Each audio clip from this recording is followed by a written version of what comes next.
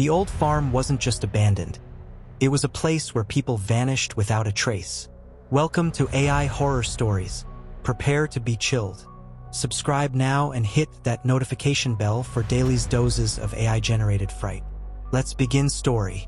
People in my small town tend to disappear when they venture too far out past the city limits, the abandoned farmland that sits between our town and the Florida Everglades to be exact. This farmland, haunted farmland some would tell you, has been off limits for the past 15 years. The official story goes that a little over 15. Years ago, a farmer disturbed an ancient aquifer while drilling a well. The water in the aquifer broke free and opened up a sinkhole that swallowed him and his wife. The unofficial story, the one told late at night in hushed tones, goes that the farmer disturbed an ancient Native American burial ground while digging this well and brought down a curse down upon himself, his family, and the entire town. Most people in the town know someone who vanished after traveling too far outside the town. Curiosity is dangerous. Over the past 15 years, our small town has learned to mind our own business. Keep off the old farmland and no one gets hurt. Every so often the state police will roll through, usually asking about hunters or campers that disappeared. They never find anything and eventually lose interest. By the time they were 16, most guys in my town claimed to have spent a night out on the old farm. Most were lying about it, but no 16-year-old boy would admit that the old farm scared them shitless. So the charade continued through the years. Guys would gang up and bully those who they suspected had never been onto the farm. It usually ended up being me, the one that the other guys would gang up on like a pack of wolves. I was the only guy in my high school that was upfront about never visiting the abandoned farm. It was my family that used to own the old farm. My father who disappeared along with my mother. Only 3 years old at the time, I moved in with my grandmother afterwards. I've always been regarded by the town as an outsider, someone to be pitied. Though they would never say it aloud, I suspected that the town viewed me as responsible for the disappearances. High school was hell. The students, even the teachers, treated me as if I were a leper. Taunts, jibes, and occasionally pushes and punches followed me throughout the school day. By my senior year of high school, the cruelest bullies perfected their art. A group of them would see me approaching and began to loudly discuss the last time they had snuck out onto the abandoned farm. They'd talk about how easy it was, and that only a true coward would be afraid of the farm. Then they would all turn to me and ask why I hadn't been out there. Their taunts had no limits, their cruelty only constrained by their creativity. Everything changed Halloween night of my senior year of high school. Junior Ravner, the captain of the baseball team, rounded up his buddies and hatched a plan. They had a Halloween prank that would go down in town history. Well, they were right, this town will never forget what happened that night. As usual, I was their target of choice. I can understand why. I had no friends to back me up. The teachers, hell, pretty much the whole town hated my family. No one would come to my defense. In fact, they all enjoyed a laugh at my expense. The baseball team went to state finals last year, so Junior and his cronies could get away with anything. I have to give them credit. They had put a lot of effort into planning their prank. They had the audacity to kidnap me from the front steps of my grandmother's house on Halloween. I answered the door, expecting to see a few kids in costumes their parents had bought from Walmart. Instead, I was greeted by 3 giants wearing grotesque clown masks.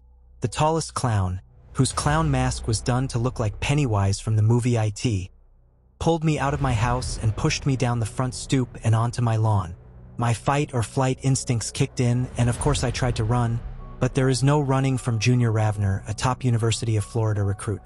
He caught up to me easily and knocked me over, giving me a good kick in the stomach as he taunted me, "Cowering like the dog you are," before bending down to put a burlap sack over my head.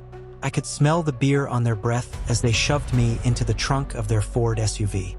"We're gonna scare the coward out of you tonight, boy," said one of Junior's cronies, probably Todd Ripper, judging from the Mississippi drawl in his voice.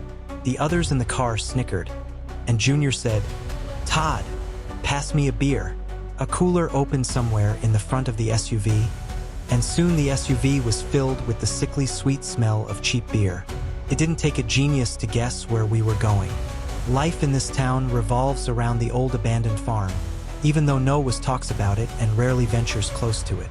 The bumpiness of the ride told me that the SUV had turned off the main road and onto the neglected farm road that lead to the main farmhouse. After another 5 minutes, the SUV had pulled to a stop, and Junior and his friend jumped out of the SUV whooping and hollering. "Get him out of there, boys!" yelled Junior.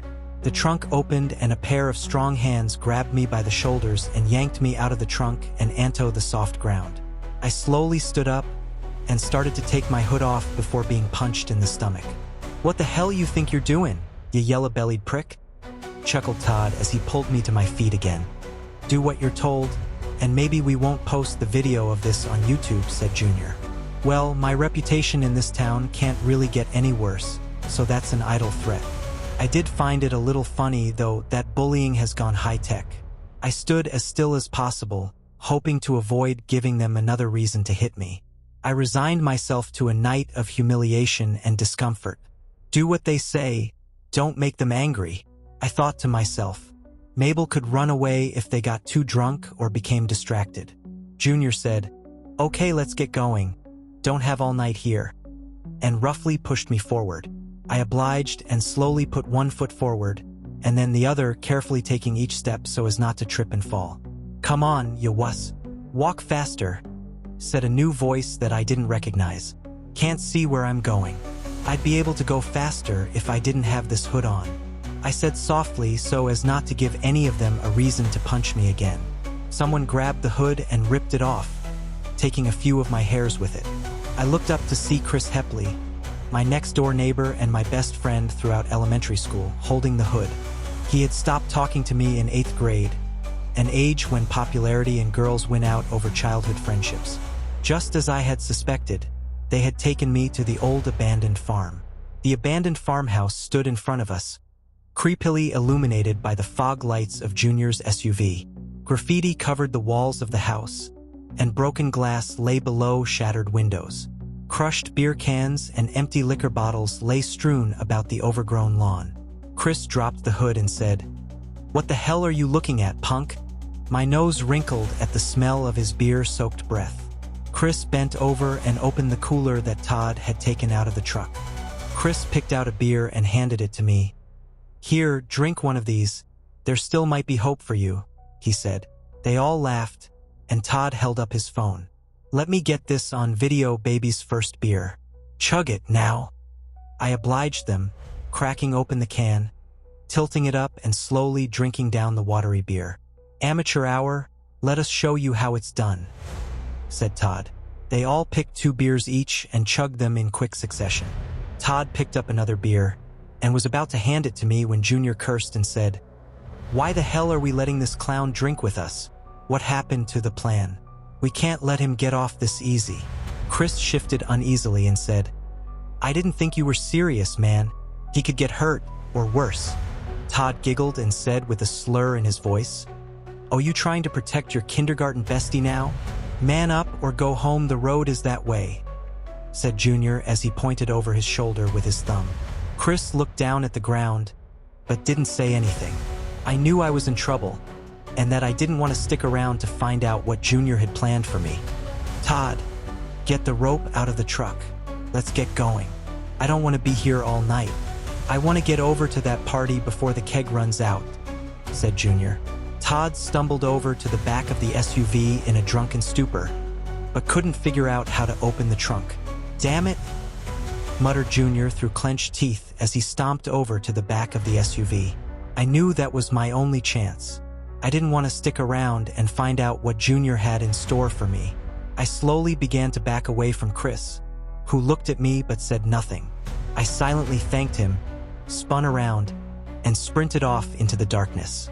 30 seconds later, I heard a loud curse and knew that Junior had learned about my escape. I had to find someplace to hide since there was no way I could outrun them.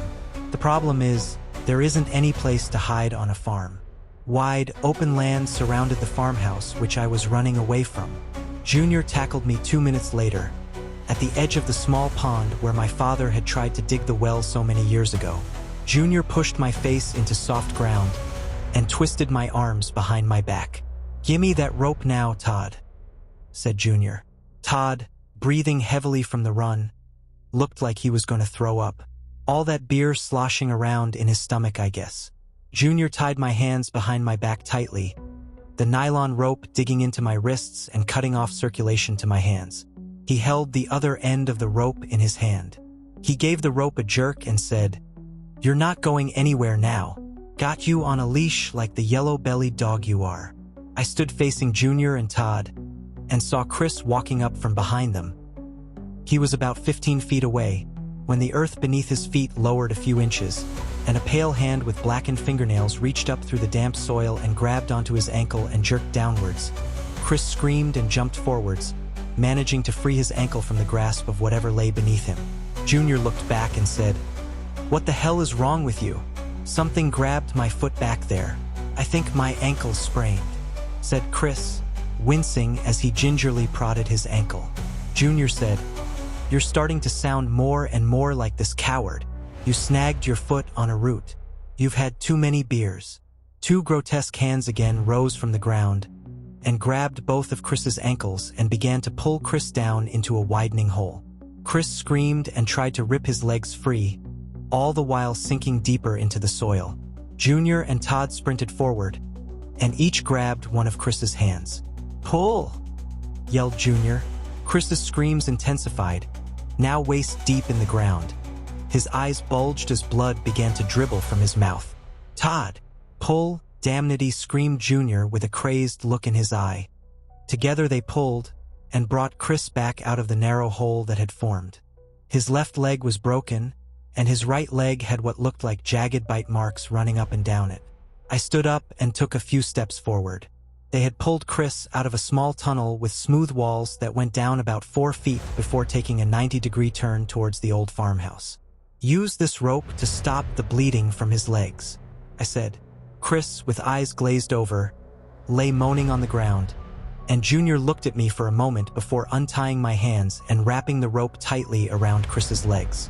"Todd, you got your phone on you?" asked Junior. Think it's back in the truck," slurred Todd. "Mine too. Run back and get them. Bring them back to me. I'll wait here and watch over Chris." Todd hesitated for a moment, looking down at Chris, and then off at the SUV in the distance. Junior cursed and threw his empty beer can at Todd. "What the hell you waiting for? Get going." Todd zigzagged across the open field, hopping, skipping, and doubling back every few feet, trying to avoid whatever horror lurked beneath him. He finally reached the SUV, and a few minutes later began hopping and skipping his way back towards us. Todd was about 10 feet away when he abruptly disappeared. Junior, his face ghost white, said to me, "Go see what happened." I took 3 long strides forward and saw that Todd had disappeared into a hole that looked identical to the hole that they had pulled Chris out of. It went down about 4 feet and then veered off towards the old farmhouse. Junior looked down at Chris lying on the ground and then said to me, "Walk towards the truck, slowly. I'll follow behind you. I'll break your leg if you try to run and leave you here. You hear me?" "Sure," I murmur. And then a little more loudly, "What about Chris?" Chris had regained consciousness and began to plead with Junior to take him with us. Junior refused, saying to Chris, "You're safer here. Trust me on this, man." "No, no, no," screamed Chris, and then looked at me and said with a look of pure terror on his face, "You have to listen to me. They're coming back for me. I can hear them under us, listening, waiting until I am alone again."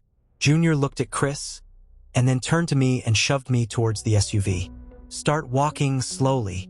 I began to walk forwards, concentrating on each step. I could hear Chris behind us, begging for us to come back, and then nothing. I didn't dare to turn around to look, but heard Junior curse, and knew that Chris was now 4 feet beneath us. "Hurry up, get to the truck, and we can get out of here together," Junior said as he gave a hard shove.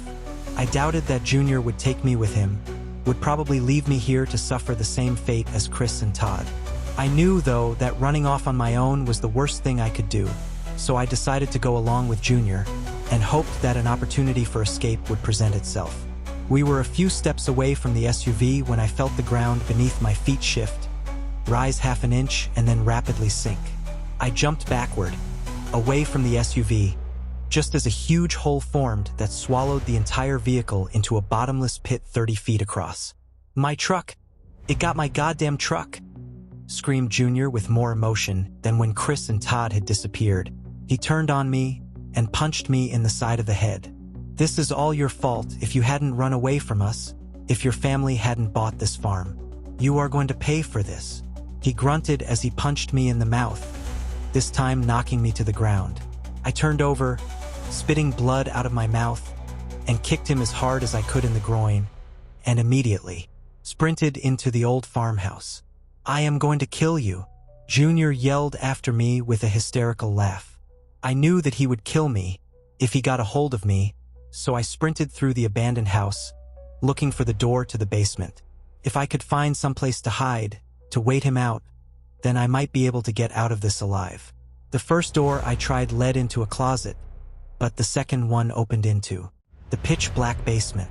I hurtled down the wooden steps, hoping that rotten wood would hold up under my weight, and heard Junior crash through the front door of the farmhouse.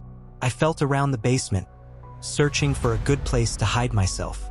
I found a small alcove near the old coal chute and draped an old canvas over my body as I sat huddled in the corner of the basement. The footsteps above me stopped, and I knew that Junior had found the door to the basement. The steps to the basement began to moan under the weight of Junior, and a sharp crack accompanied by a loud curse told me that one of the rotten steps had buckled under Junior's weight. My eyes adjusted to the small amount of moonlight shining into the basement through the boarded-up windows. The faint outline of a limping Junior came into sight, one hand out in front of him as he blindly felt around. In the other hand, he held what looked like a crowbar. He called out, "Why are you hiding? I just want to talk. I know how we can get out of here if we work together."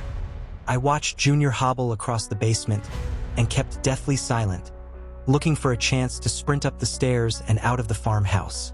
My heart missed a beat when I saw movement out of the corner of my eye on the other side of the basement. In the darkness, I could see two black figures crawl out a hole in the wall and pull two bodies out of the hole behind them, which hit the floor like a bag of concrete.